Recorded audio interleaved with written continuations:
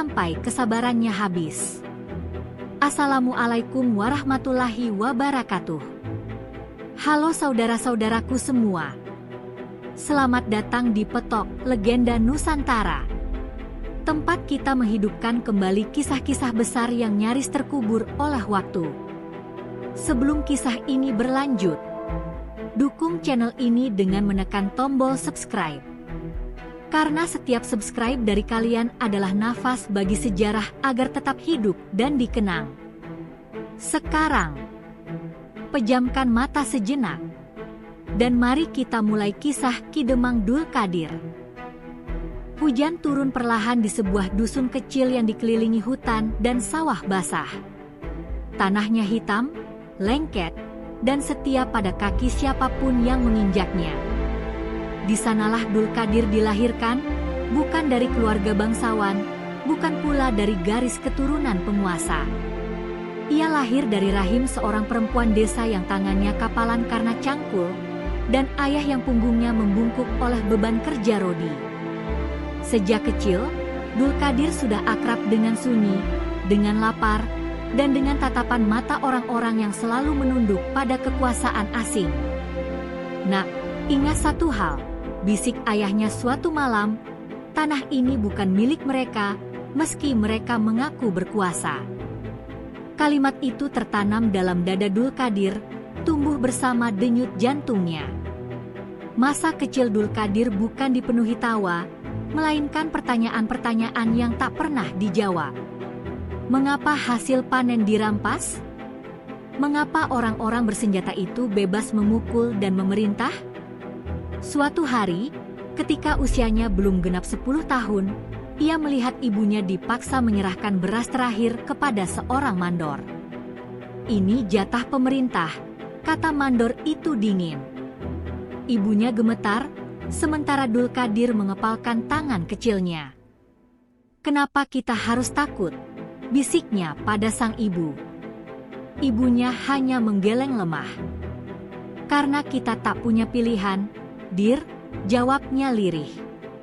Sejak saat itu, Dul Qadir belajar satu hal, ketakutan bukanlah sifat manusia, melainkan hasil dari penindasan yang terlalu lama. Ayah Dul Qadir wafat saat ia remaja, tubuhnya tak lagi sanggup menahan kerja paksa yang kejam.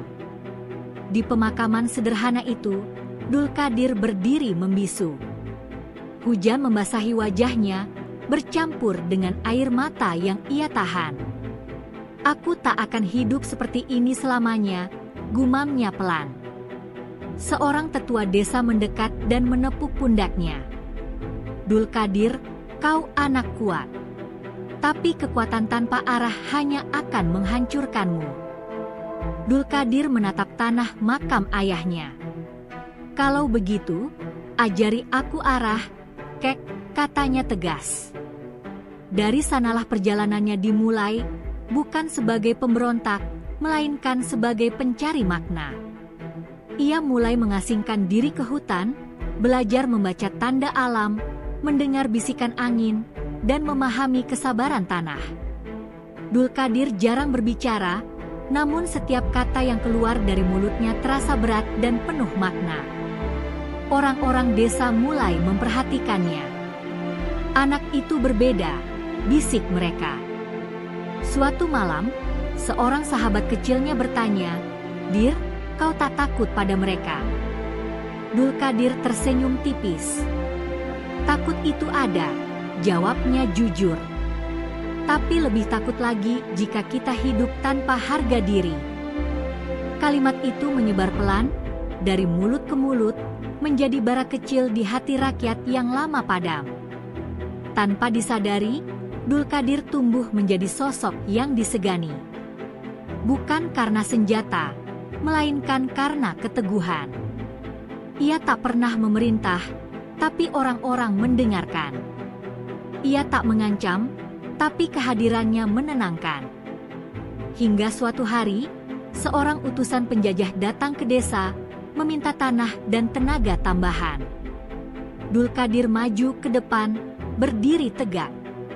"Tanah ini sudah cukup menderita," katanya tenang. Utusan itu tertawa mengejek. Dan kau siapa? Dulkadir menatapnya lurus. Aku anak dari tanah ini, jawabnya pelan. Malam itu, untuk pertama kalinya, penjajah pulang dengan perasaan tak nyaman. Dan bagi Dulkadir, itulah awal dari jalan panjang bernama perlawanan. Pagi itu desa tidak seperti biasanya. Orang-orang berkumpul di balai bambu dengan wajah tegang, seolah udara sendiri menahan napas. Utusan penjajah yang kemarin dihadang Dulkadir kembali datang, kali ini dengan pengawal bersenjata. Mereka menuntut kepala desa menyerahkan daftar nama pemuda untuk kerja paksa tambahan. Kepala desa gemetar, keringat dingin mengalir di pelipisnya.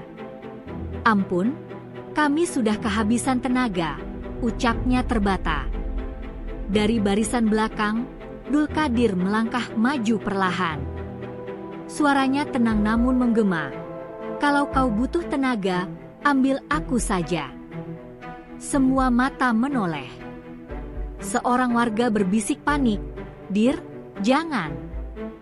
Namun Dulkadir tak bergeming. Utusan itu menatapnya tajam. "Berani benar kau?"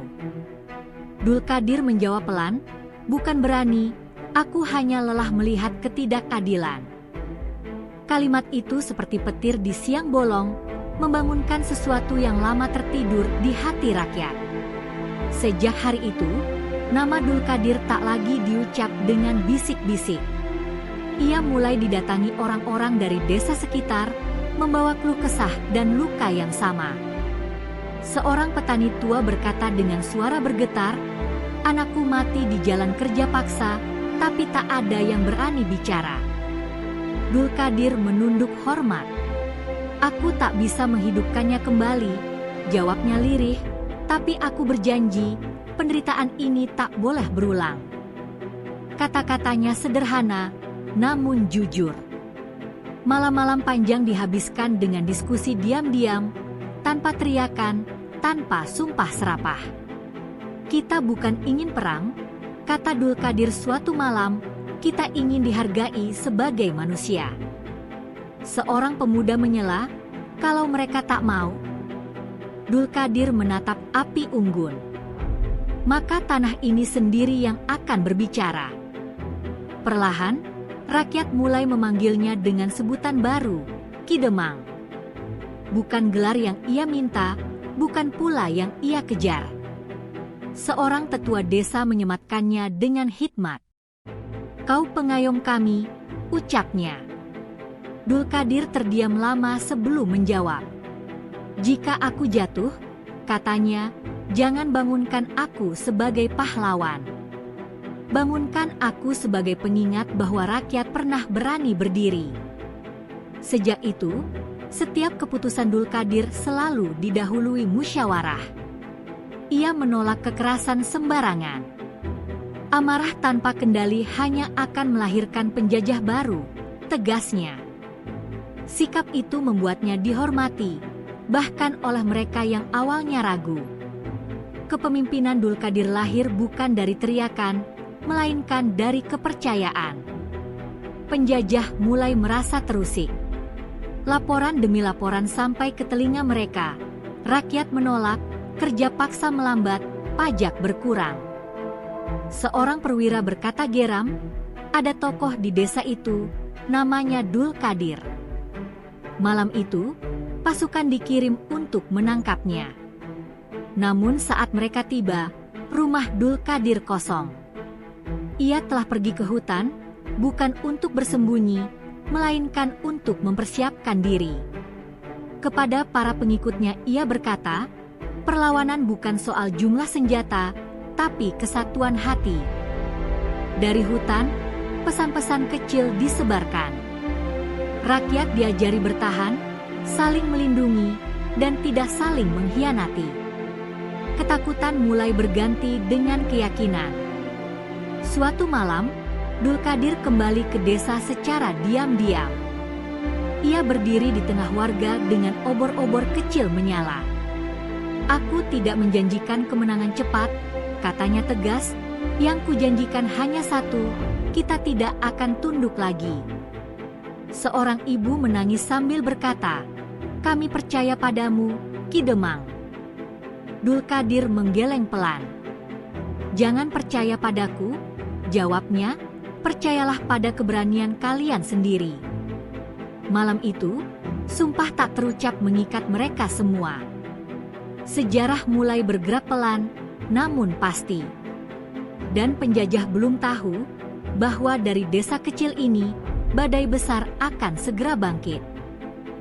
Fajar belum sepenuhnya merekah ketika suara langkah kaki terdengar di tepi desa. Bukan lagi langkah rakyat yang pulang dari sawah, melainkan derap sepatu pasukan penjajah. Mereka datang tanpa salam, tanpa peringatan. Rumah-rumah digedor, lelaki diseret keluar, dan tangisan perempuan memecah sunyi pagi. Dari balik pepohonan, Ki Demang Dulkadir mengamati dengan rahang mengeras. "Ini saatnya," bisiknya kepada para pengikutnya. Namun sebelum api perlawanan dinyalakan, ia mengangkat tangan.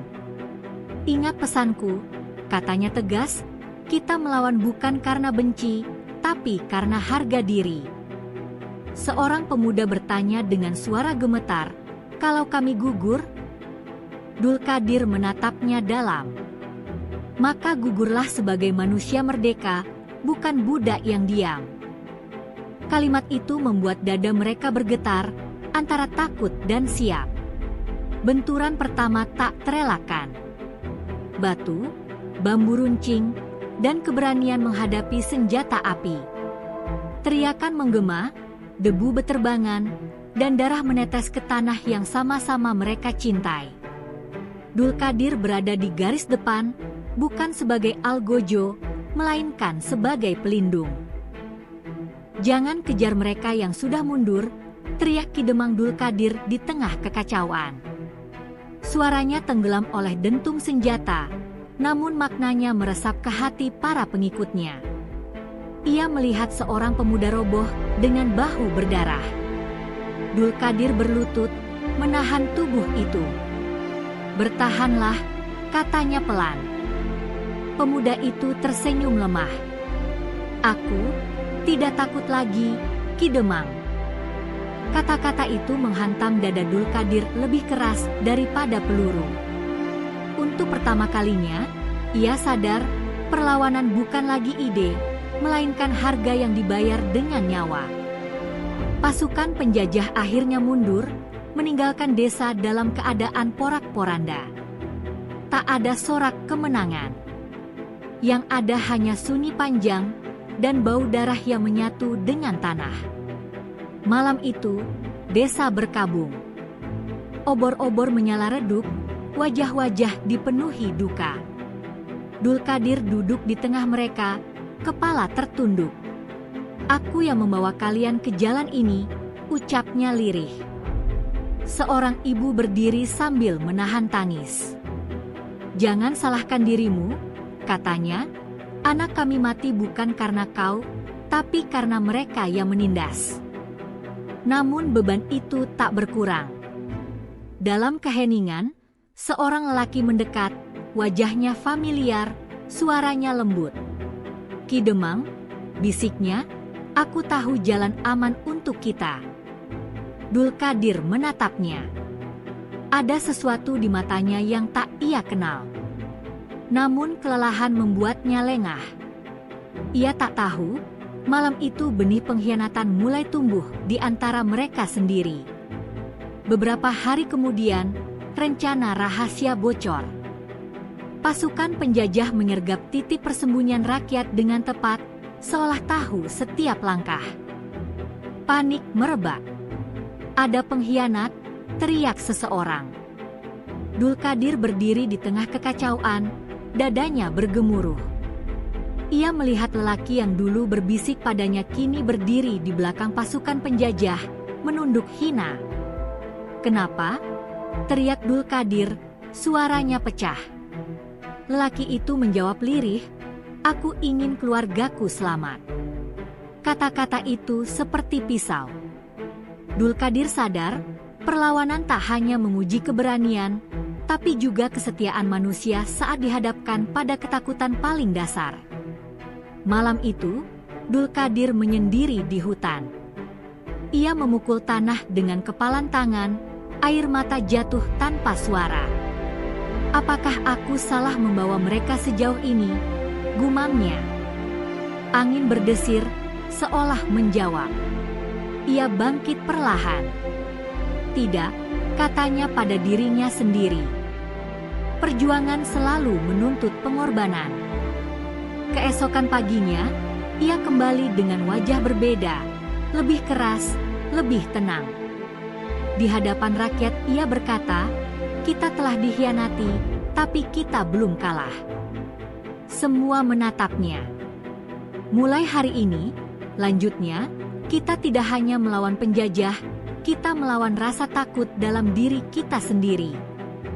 Dan saat itulah, Ki Demang Dulkadir benar-benar berubah, dari pemimpin rakyat menjadi simbol perlawanan yang tak bisa dipadamkan. Pagi itu udara terasa berat, seolah alam tahu bahwa darah akan kembali menyentuh tanah. Kabut menggantung rendah di antara pepohonan, menyembunyikan langkah-langkah kecil rakyat yang bergerak dalam diam. Ki Demang Dulkadir berjalan di barisan depan, wajahnya tenang namun matanya menyimpan bara. "Hari ini bukan tentang menang atau kalah," bisiknya kepada mereka, "hari ini tentang menunjukkan bahwa kita pernah berdiri." Seorang pemuda menelan ludah. "Jika aku tak kembali," Dulkadir menepuk bahunya. "Namamu akan tinggal di tanah ini," jawabnya pelan. Saat matahari naik perlahan, pasukan penjajah muncul dengan senjata lengkap. Tidak ada teriakan. Tidak ada aba-aba. Yang ada hanya tatapan dua kehendak yang tak bisa lagi berdamai. Benturan itu datang seperti badai. Dentuman senjata memecah hening, diikuti teriakan dan jerit kesakitan. Dulkadir bergerak cepat, melindungi mereka yang terdesak, menarik yang terluka ke tempat aman. "Mundur! Jangan terpisah!" serunya. Seorang pengikut berteriak, "Ki Demang, di kanan!" Dulkadir berbalik tepat waktu, menangkis serangan dengan bambu runcingnya. Tubuhnya terhuyung, darah mengalir di lengannya. Namun ia tersenyum tipis. "Belum saatnya aku jatuh," gumamnya. Rakyat yang melihatnya kembali bangkit. Keberanian menular lebih cepat daripada rasa takut. Di tengah kekacauan, seorang perwira penjajah maju, wajahnya dingin dan penuh cemooh. "Jadi kau Dulkadir," katanya. Dulkadir mengangguk pelan. "Aku hanya penjaga tanah ini." Perwira itu tertawa. "Tanah ini milik kami sekarang." Mata Dulkadir menyala. "Tidak," jawabnya tegas, "tanah ini milik mereka yang mengorbankan darah untuknya." Mereka saling serang. Setiap benturan terasa seperti adu kehendak, bukan sekadar senjata. Ketika Dulkadir terjatuh ke lutut, sejenak semua terdiam. Akhirnya, ejek perwira itu. Namun Dulkadir bangkit perlahan. "Selama aku bernapas," katanya, "kau tak akan pernah benar-benar berkuasa." Pertempuran berlangsung hingga senja. Rakyat kelelahan, tubuh-tubuh berguguran. Dulkadir berdiri tertatih, darah menodai bajunya. Ia melihat satu persatu wajah pengikutnya. "Cukup," katanya akhirnya. "Mundurkan yang terluka."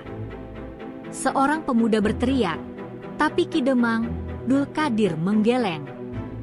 "Hidup kalian lebih berharga dari amarah." Keputusan itu menyelamatkan banyak nyawa, namun membuka jalan bagi dirinya untuk tertangkap. Pasukan penjajah mengepungnya. Ia tak melawan. Ia menegakkan tubuh dan menatap mereka tanpa gentar.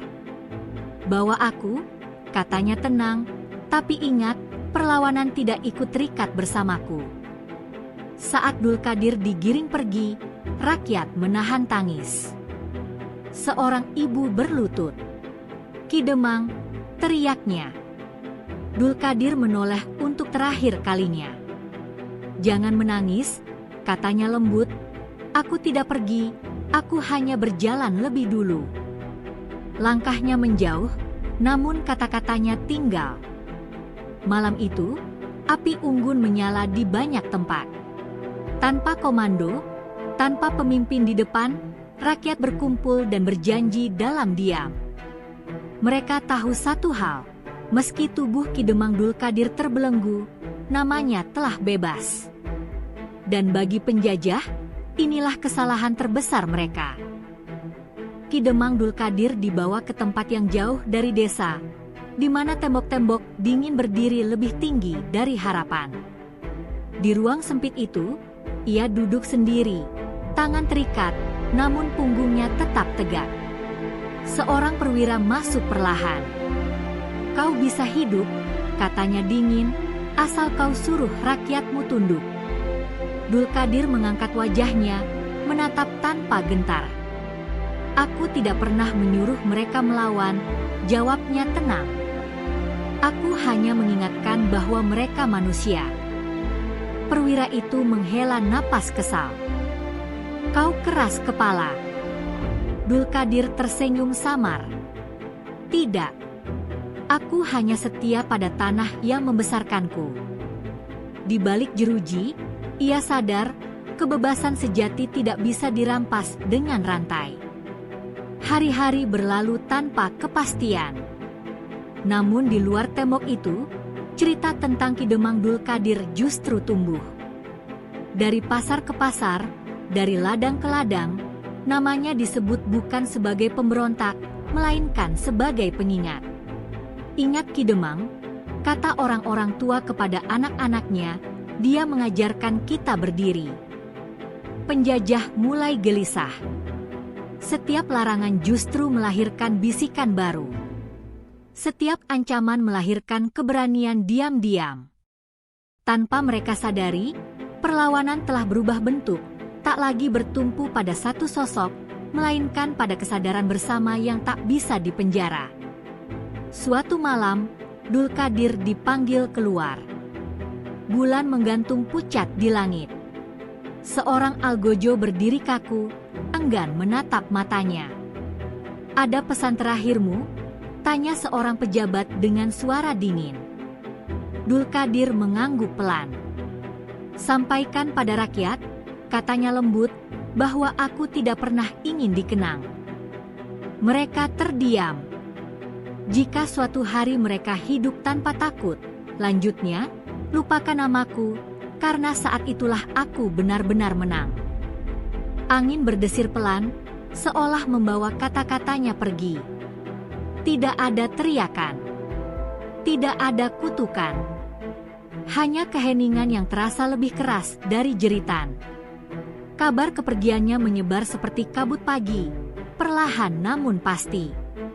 Desa menangis dalam diam. Tidak ada pemberontakan besar, tidak ada balas dendam membabi buta. Yang ada justru perubahan kecil yang tak terbendung. Orang-orang mulai berani berkata tidak. Mulai berani saling melindungi. Mulai berani mengingat. Setiap kali ketidakadilan datang, nama itu muncul kembali. Ki Demang Dulkadir, bukan sebagai seruan perang, melainkan sebagai penyangga hati agar tak runtuh oleh takut. Tahun-tahun berlalu. Penjajah pergi, waktu berganti. Namun di tanah itu, orang-orang masih menunjuk sebuah tempat dan berkata pelan, "Di sanalah Ki Demang pernah berdiri." Tak ada patung emas. Tak ada makam megah. Hanya cerita yang diwariskan dari mulut ke mulut. Dan mungkin, itulah keabadian paling jujur. Karena selama masih ada manusia yang memilih berdiri daripada tunduk, selama masih ada tanah yang dihormati, nama Ki Demang Dulkadir akan terus hidup, tak di buku sejarah, tapi di hati mereka yang merdeka. Saudara-saudaraku, kisah Ki Demang Dulkadir bukan tentang siapa yang paling kuat memegang senjata. melainkan tentang siapa yang paling berani menjaga harga diri. Ia tidak mewariskan tahta. Ia tidak meninggalkan istana. Yang ia tinggalkan hanyalah keberanian kecil di hati orang-orang biasa. Keberanian untuk berkata tidak pada ketidakadilan. Dan keberanian untuk tetap berdiri meski sendirian. Mungkin nama Ki Demang Dul Qadir tak tercatat panjang di buku sejarah. Tapi selama masih ada manusia yang menolak hidup dalam ketakutan, selama itulah kisah ini akan terus hidup. Jika kamu merasa kisah ini menyentuh hatimu, jangan lupa tekan tombol like, subscribe, dan bagikan video ini, agar semakin banyak orang yang ingat bahwa kemerdekaan selalu dimulai dari satu langkah kecil dan satu keberanian untuk berdiri. Saya pamit undur diri. Sampai jumpa di kisah berikutnya. Wassalamualaikum warahmatullahi wabarakatuh.